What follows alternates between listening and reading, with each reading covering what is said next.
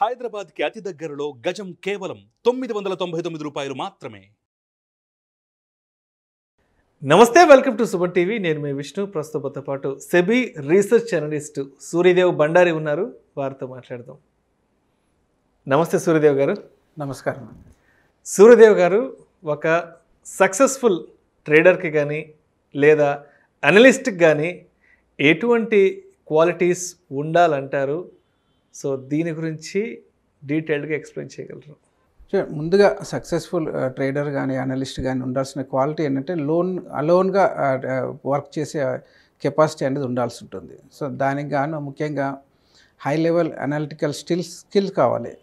So దానికి సంబంధించి మనం చాలా వరకు స్టడీ చేయాల్సి ఉంటుంది. సో మనం ఒంటరిగా వర్క్ చేస్తాం కాబట్టి ఇంకొకరి సహాయం లేకుండా సో ముందుగానే దానికి సంబంధించిన నాలెడ్జ్ అనేది గెయిన్ చేసుకోవాల్సి ఉంటుంది. సో జనరల్గా చాలా వరకు ఇప్పుడు చూస్తే కనుక నెట్లో చాలా వరకు మనకు అవైలబుల్ ఉంది నాలెడ్జ్ అంతా కూడా.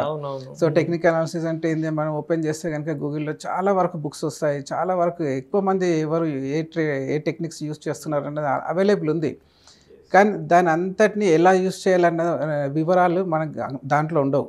సో బేసిక్ యూజ్ మాత్రమే మనకు అవైలబుల్ ఉంటుంది నెట్లో. సో మనం ఎప్పుడైతే అప్లై చేసి దాంట్లో పాజిటివ్స్ నెగటివ్స్ అన్నీ తెలుసుకుంటామో అప్పుడు మనకు ఆ సబ్జెక్ట్ పైన గ్రిప్ అనేది వస్తుంది. సో ఇవన్నీ రావాలంటే మనకు కొద్దిగా రియల్ టైం మార్కెట్ అనాలిసిస్ పైన కూడా ఎక్స్పీరియన్స్ ఉండాల్సి ఉంటుంది. సో ఎందుకంటే చాలా వరకు ఎమోషన్స్ అనేది డామినేట్ చేస్తాయి రియల్ టైం మార్కెట్లో. సో ఆ ఎమోషన్స్ని మనం ఓవర్కమ్ చేయాలంటే దానికి కావాల్సింది అనాలిసిస్. సో ఎప్పుడైతే మనం టెక్నికల్ బేస్ మీద డెసిషన్ తీసుకుంటామో అప్పుడు పర్ఫెక్ట్గా మనము మార్కెట్ డైరెక్షన్ని అంచనా వేసే అవకాశాలు ఉంటాయి. So first quality high level analytical skills కావాలి. High level analytical skills. So మనకు విశ్లేషించే ఎక్కువ నాలెడ్జ్ ఉండాల్సి ఉంటుంది. దాని తర్వాత మనం ఏదైతే నేర్చుకున్నామో దానిపైన మనకు నమ్మకం ఉండాలి. సో ఇది రెండో క్వాలిటీ. ఎందుకంటే చాలా వరకు చాలామందికి తెలిసిన విషయాలే, కానీ రియల్ టైంలో మార్కెట్లో మూమెంటం ఫ్లక్చువేషన్స్ వచ్చినప్పుడు దాన్ని భయపడతారు. అంటే మనం నేర్చుకున్నది సక్సెస్ అవుతుందా లేదా, ట్రేడ్ సక్సెస్ అవుతుందా ఫెయిల్యూర్ అవుతుందా అన్నది నమ్మకం ఉండదు. సో అలాంటప్పుడే మనం ఏదైతే అనాలిసిస్ నేర్చుకుంటామో దానిపైన నమ్మకం ఉండాలి. అదే second quality. So third quality ఏంటంటే ఒక ఇన్ఫర్మేషన్ని మనం హ్యాండ్లింగ్ చేసే పద్ధతి కూడా అవసరం. సో మనకు ఒక సర్టెన్ పారామీటర్స్ మీట్ అయినప్పుడు మార్కెట్ డైరెక్షన్ ఏ విధంగా ఉండబోతుందని ముందుగానే తెలిసిపోతుంది. సో తెలిసినప్పుడు దాన్ని ఏ విధంగా హ్యాండిల్ చేయాలి. మనకు తెలిసినంత మాత్రాన మార్కెట్ ఆ డైరెక్షన్లో మూవ్ కాదు, వెంబడే కొద్దిగా సమయం తీసుకుంటుంది. సో మనం పొజిషన్ తీసుకున్న తర్వాత మార్కెట్ మూమెంటం వచ్చే వరకు వెయిట్ చేసే పేషెన్స్ అవసరం. అది థర్డ్ క్వాలిటీ. సో ఇవన్నీ క్వాలిటీస్ తర్వాత లాస్ట్కి మనకు వచ్చేది డిసిప్లిన్. సో ఏదైతే అనాలిసిస్ బేస్ మీద మనం ఒక ట్రేడ్ పొజిషన్ తీసుకున్నప్పుడు సరే ఎంట్రీ కరెక్ట్గా ఉన్నప్పటికీ ఎగ్జిట్ కూడా కరెక్ట్గా ఉండాల్సి ఉంటుంది. సో అది కూడా మనకు ఎమోషన్ బేస్ మీద కాకుండా ఓన్లీ టెక్నికల్ పారామీటర్స్ బేస్ మీద ఎగ్జిట్ పాయింట్ కూడా డిసైడ్ అవ్వాలి. సో ఇవన్నీ క్వాలిటీస్ అనేది ఇంపార్టెంట్. సో మనం ఎప్పుడైతే అనలిటికల్ స్కిల్స్ అనేది పెంచుకుంటామో అప్పుడు మనం వేరే వాళ్ళకి గైడ్ చేసే అవకాశం మనకు ఉంటుంది. సో ఇప్పుడు జనరల్గా నార్మల్ ట్రేడర్స్ చేసే పొరపాటు ఏంటంటే వాళ్ళకు ట్రేడ్ చేసిన తర్వాత దానిపైన ఇతరుల ఒపీనియన్ తీసుకుంటుంటారు. సరే నేను ఫలానా ఎక్స్వైజెడ్ కంపెనీ బై చేశాను ఎలా ఉంటుంది అనేది. సో అలాంటి పరిస్థితి రాకూడదు. ఎందుకంటే ఇద్దరు వ్యక్తుల ఒపీనియన్స్ కంప్లీట్గా డిఫరెంట్గా ఉంటుంది. మార్కెట్ అంటేనే బుల్స్ అండ్ బేర్స్. ఒకరు బుల్లిష్గా ఉంటారు, ఇంకొకరు బేరిష్గా ఉంటారు ఖచ్చితంగా. సో దాన్ని మార్చలేము. కాబట్టి మనం ఓన్లీ టెక్నికల్ బేస్ మీద నిర్ణయం తీసుకోవాల్సి ఉంటుంది. ఇంకొకరి అభిప్రాయం అనేది మనం ఎదురు చూడకూడదు. ఇంకొకరు ఒప్పుకుంటారా లేదా అన్నది. సో ప్రపంచం అంతా ఒకవైపు ఉండి మనం ఒకరు అనలిస్ట్ ఒకవైపు ఉన్నా ఆ విధంగా ఉండే కెపాసిటీ ఉండాలి. సో ఎందుకంటే అల్టిమేట్గా మార్కెట్లో జరిగేది టెక్నికల్ పాయింట్ ఆఫ్ వ్యూలోనే మార్కెట్ మూమెంటం ఉంటుంది. అంతేగాని ఎమోషనల్గా నిర్ణయాలు తీసుకోవడం వల్ల రైట్ డైరెక్షన్లో వెళ్ళాల్సిన ట్రేడ్ కూడా రాంగ్ డైరెక్షన్లో వెళ్ళి మనకు లాస్ వచ్చే అవకాశాలు ఉంటాయి. రైట్. అది ఒక మేజర్ క్వాలిటీ.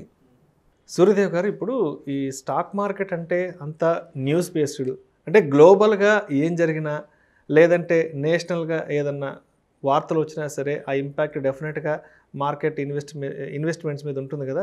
మరి ఆ టైంలో మనల్ని మనం సస్టైన్ చేసుకొని బయటకు రావాలంటే మరి దాన్ని ఏ విధంగా రావాలంటారు? చూడండి, మీరు అన్న దానికి ఆన్సర్ ఇది టెక్నికల్ అయినా చెప్పుకోవచ్చు అండి. ఎందుకంటే గ్లోబల్గా చాలా న్యూస్ వస్తుంటాయి. అవన్నీ నా ఎక్స్పీరియన్స్లో నేను గమనించింది ఏంటంటే మార్కెట్ ట్రెండ్కి అనుగుణంగానే న్యూస్ రావడం అన్నది.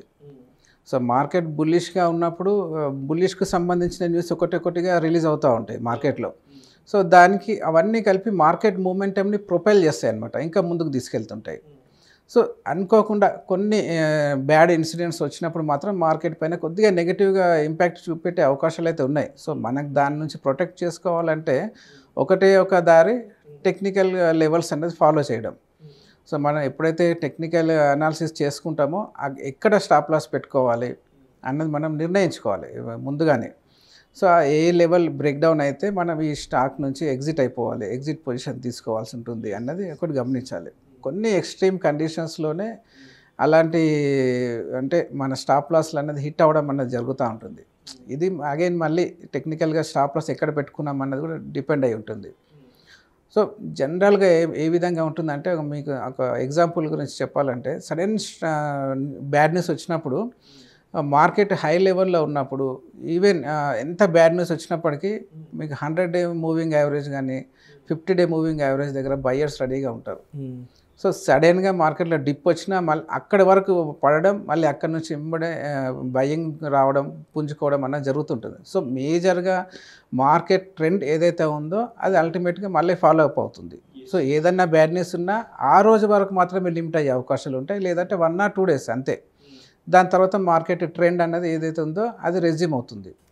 సో దీనికి ముఖ్యంగా మనం గమనించాల్సింది మార్కెట్ ట్రెండ్ ఏ విధంగా ఉంది. సో షార్ట్ టైం ట్రెండ్ కాదు, మేజర్ ట్రెండ్ ఏ విధంగా ఉందన్నది ముఖ్యంగా అది గమనించాలి. సో దాన్ని ఫాలో అయితే ఇలాంటి న్యూస్ అన్నది పెద్దగా ఎఫెక్ట్ చూపెట్టదు. Thank you so much Suryadev గారు.